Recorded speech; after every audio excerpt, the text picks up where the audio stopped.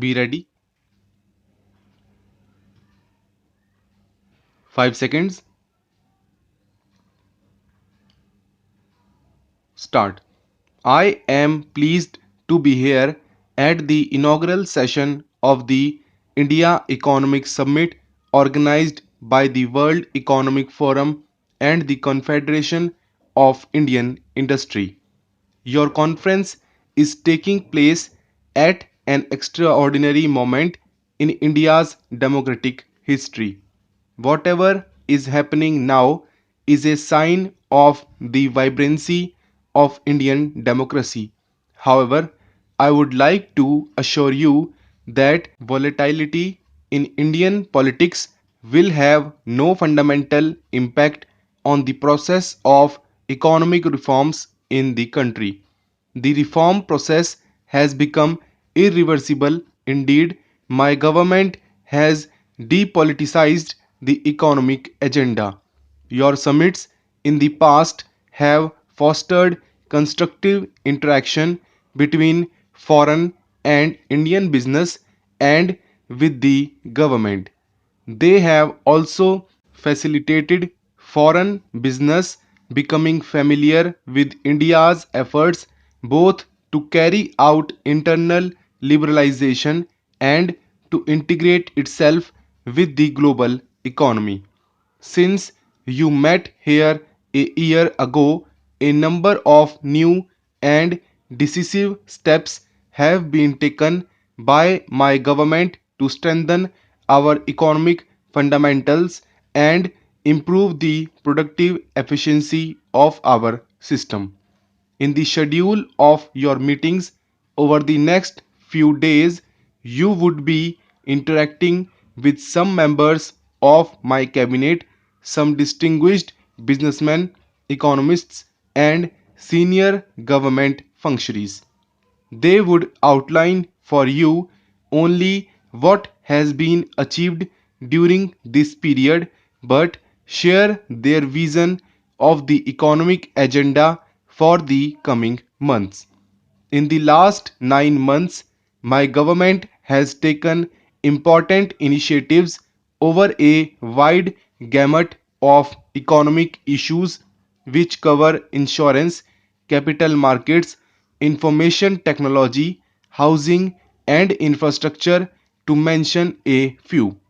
The reform process initiated is wider and deeper than any comparable program earlier.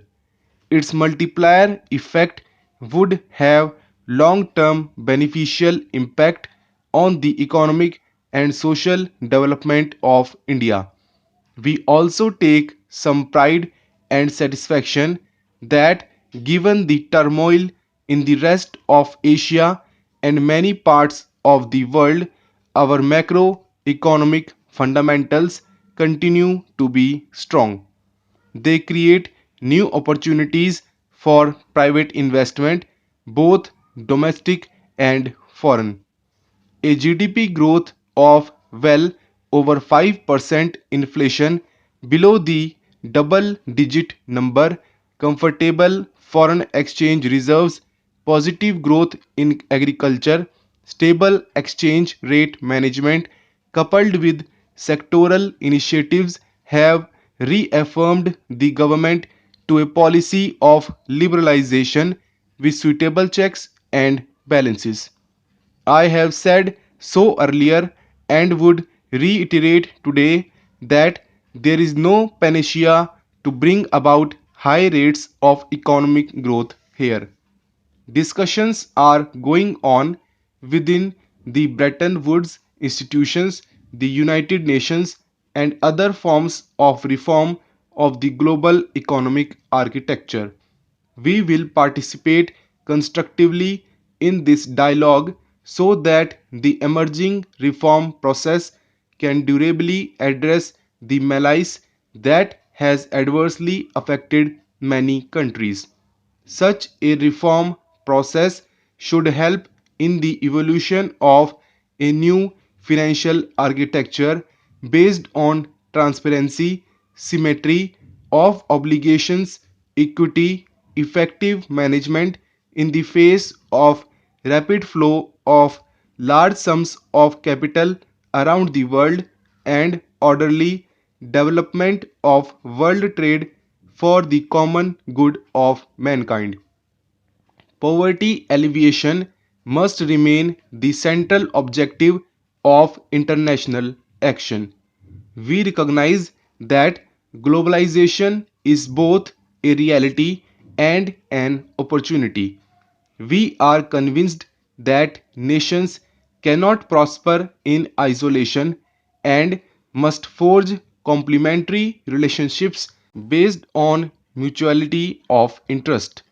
India is committed to the continuation of its policy of liberalization coupled with effective social safety net.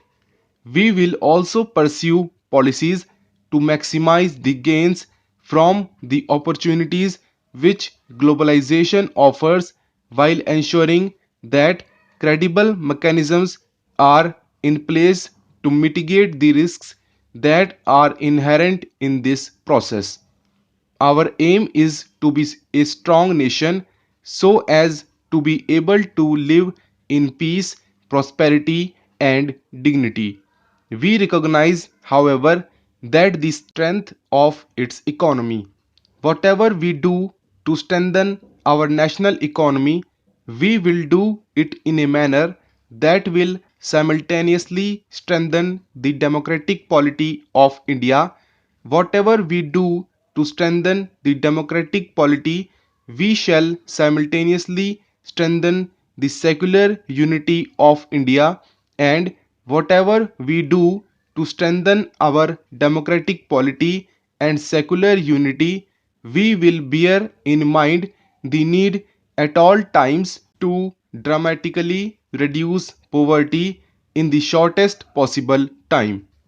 In this endeavor, our approach is the same as that advocated by Professor Amartya Sen, the great Indian economist who won this year's Nobel Prize for Economics, namely liberalization and globalization. Yes, but with a credible program to improve the social sector. Many of our initiatives in the social sector are aimed at providing nutrition, hygiene, health, and education to those large number of our population who continue to be the victims of poverty. India is a democratic country. Democracy is our greatest strength. Freedom of thought, freedom of action, freedom to live with diverse faiths and systems are fundamental to our culture. I believe that these are essential components of liberalization and globalization. We have another great strength. We have an unbroken record of honoring all our financial obligations of foreign investors and lenders. We have a sound legal system that incorporates justice.